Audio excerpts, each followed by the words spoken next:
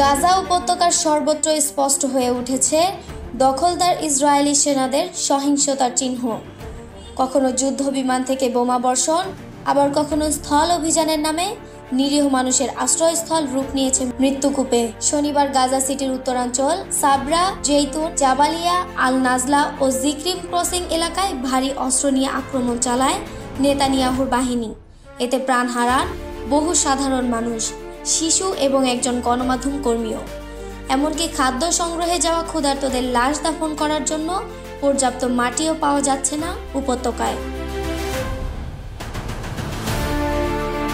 হামলার পাশাপাশি দ্রুত বাড়ছে খাদ্য, ঔষধ ও চিকিৎসা সরঞ্জামের সংকট।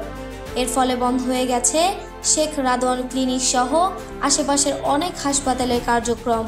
একই সঙ্গে আইডিএফ 13 লাখ মানুষের স্বাস্থ্যসেবায় নিয়োজিত চিকিৎসকদের গাজা ছাড়তে বাধ্য করছে। এ অবস্থায় প্রতিরোধ গড়ে তোলার চেষ্টা করছে হামাসের সশস্ত্র শাখা কাসেম ব্রিগেডস। তারা দাবি করেছে ওই দিন ইসরায়েলি সেনাদের লক্ষ্য করে পাল্টা হামলা চালানো হয়েছে এবং অন্তত 2টি ট্যাঙ্ক ধ্বংস করা হয়েছে। অন্যদিকে তেল আবিবে বিক্ষোভে ফেটে পড়েছে সাধারণ মানুষ।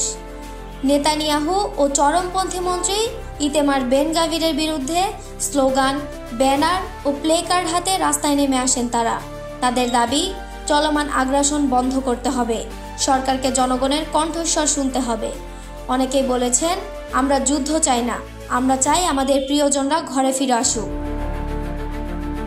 বিক্ষোভকারীরা আরও জানান, গাজা দখলের মাধ্যমে নয়, বরং চুক্তির মাধ্যমেই জিম্মিদের ফেরত আনা উচিত। সরকারের ব্যর্থতার অভিযোগ তুলে তারা নতুন নির্বাচনের দাবি জানান।